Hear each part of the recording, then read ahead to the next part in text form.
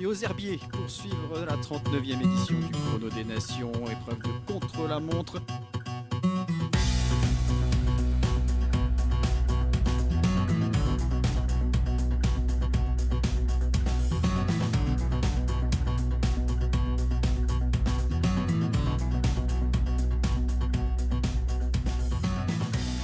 Et dernière concurrente à s'élancer, Aurélien, sur la rampe de lancement côté Hervouges. Avec les favorites, forcément. Ah oui. Maintenant, il va y avoir du très très lourd à s'élancer sur cette rampe de lancement à l'espace Hervouges. Oh là là. Anna Kasenhofer, l'Autrichienne, de l'équipe avec le maillot de l'équipe nationale d'Autriche, qui est tout simplement championne olympique sur route cette année à Tokyo.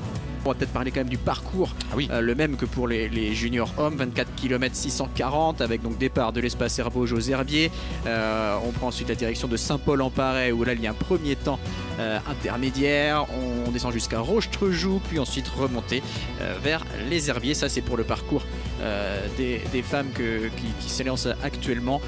Parcours qui sera plus long bien sûr pour les hommes espoirs puis encore plus long pour les hommes élites.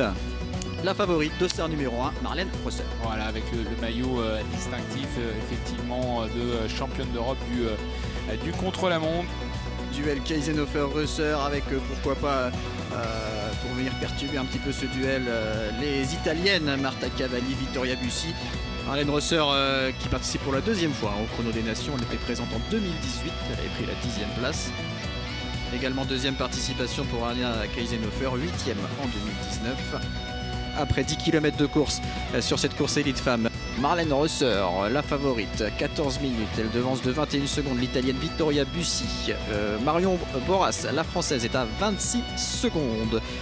Anna Kasenhofer, 5e à 39 secondes de Marlène Rosser, la Suissesse. Kröger qui en termine, Mieke Kröger, la coureuse allemande. Qui a dépassé Coralie Demey. Donc attention, ça va être un bon chrono là pour Mieke Kröger qui termine en 34-28 et qui termine largement devant Marion Boras. Voici Kasenhofer, Anna Kasenhofer, l'Autrichienne, championne olympique sur route cette année, qui a accusé 39 secondes de retard sur Rosser au point intermédiaire. Elle va signer le meilleur temps provisoire avec seulement 49 centièmes d'avance sur Kröger. Ça va être bon pour Marlène Rosser qui a encore une minute pour franchir la ligne et ça va se faire beaucoup plus rapidement que cela. Voilà, regardez, avec un temps de 33 minutes 36 secondes, elle remporte ce Chrono des Nations haut la main avec 51 secondes et 67 centièmes d'avance sur Kasenhofer, l'Autrichienne, qui prend une belle deuxième place, et donc Mieke Kröger, l'Allemande, 52 secondes de retard également sur Rosser. Ça s'est joué à 49 centièmes entre la deuxième et la troisième place. Antoine Devanne du Vendée Pays de la Loire, qui avait terminé sur le podium il y a 2 ans, mais il était en junior. Cette fois-ci en espoir, on va voir ce que ça va donner. Et l'arrivée d'Antoine Devanne qui va établir, regardez, ce temps de référence. Oh là là. Antoine Devanne qui termine en 39 minutes et 6 secondes, 2 minutes 25 de mieux que Thomas Yechignard. Selon toute vraisemblance, Antoine Devanne va s'imposer aujourd'hui aux Herbiers, mais on va attendre bien sûr les arrivées de ses concurrents pour avoir les écarts. L'arrivée de Knolle qui va prendre pour l'instant la 3e place avec 1 minute 32 secondes de retard et qui est donc devancé par Branko Huis, le Belge. Mais attention à Enzo Paleni qui ne comptait que 7 secondes de retard sur Knolle au deuxième point intermédiaire. Va-t-il rattraper ces 7 secondes pour grimper sur le podium? Enzo Paleni qui termine 4e au pied du podium, 1 minute 58 secondes et 69 centièmes de retard. Antoine Devanne du Vendée qui remporte ce Chrono des Nations Espoir devant le Belge Branko Huis et l'Allemand Jon Knolle du côté de la rampe de lancement. Et bien là aussi c'est un coureur qui connaît très bien le Chrono des Herbiers, le Danois Martin Toft Madsen, ancien vainqueur. Et Pierre Latour, double champion de France du contre-la-montre, c'était en 2017 et 2018.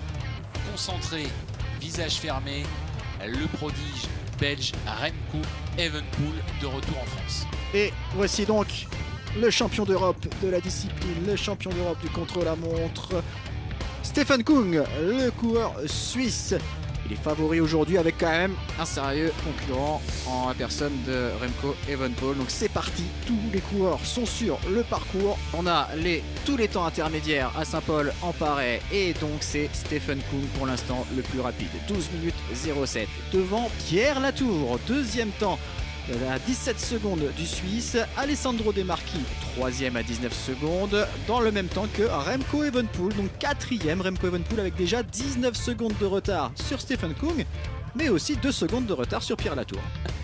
Et là, Martin Toft Madsen qui va exploser le temps de Aaron Gate, 52 minutes 22 secondes 62 centièmes, 46 secondes de mieux. On retrouve Pierre Latour sur la route, donc qui est pour l'instant annoncé avec 49 secondes de retard sur Martin Toft Madsen après 32 km de course. Au deuxième point intermédiaire, tous les coureurs passés, on a donc Stephen Kung qui confirme toujours en tête avec 39 secondes d'avance sur Martin Toft Madsen, un deuxième meilleur temps après 32 km de course. Troisième chrono pour Remco Evenepoel qui pointe quand même à 57 secondes de Stephen Kung. Alessandro De Marchi quatrième à 1 minute 05, Aaron Gate à 1 minute 08, Pierre Latour 8e à 1 minute 28.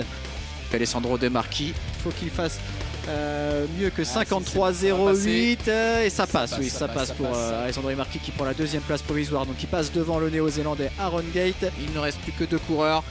Remco Evenepoel, le Belge, Stephen Kung, le Suisse. Est-ce que Evenepoel va accrocher la deuxième place à Martin Toft Madsen? Il faut pour cela qu'il rattrape 18 secondes au Danois. Le voici donc dans cette dernière ligne droite. Ça va se jouer à 2 à 3 secondes, Aurélien. Remco Evenepoel qui ne figurera pas sur le podium du chrono des nations. Ici pour l'instant le 4e temps, il va même très certainement terminer 5e. Assez surprenant, on voit la déception sur son visage. Et voilà, Stephen Kung qui arrive juste après le champion d'Europe qui va s'imposer ici aux herbiers avec un très bon chrono de 51 minutes et 46 secondes 57 centièmes avec 36 secondes d'avance sur Martin Toft. Il a rempli la mission Stephen Kung, donc il s'impose devant Martin Toft Madsen, Alessandro De Marchi, Aaron Gate et Remco Evenepoel.